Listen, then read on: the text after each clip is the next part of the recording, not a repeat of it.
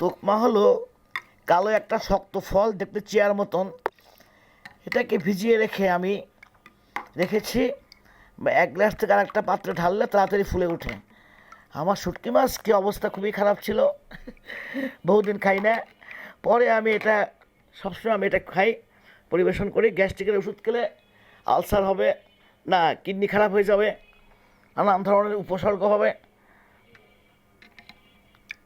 Side effect খুব খারাপ গ্যাস্ট্রিকের ওষুধের।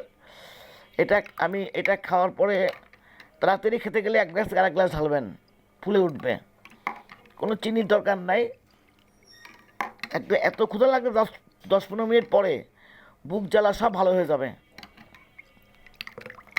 বুক জ্বালা গ্যাস্ট্রিক একদম ভালো হয়ে যাবে। এবার এটা খুবই উপকার ডায়াবেটিসের জন্য। ডায়াবেটিস আমি সব সময় এটা পরিবেশন করি। কালো একটা শক্ত শক্ত থাকে, ছোটো ছোটো কালো থাকে, শক্ত, খুবই উপকৃত। বুক জ্বালা গ্যাস্ট্রিক আলসার একদম ভালো হয়ে যাবে কিছু 10-15 মিনিটের মধ্যেই। চরম খিদা লাগবে।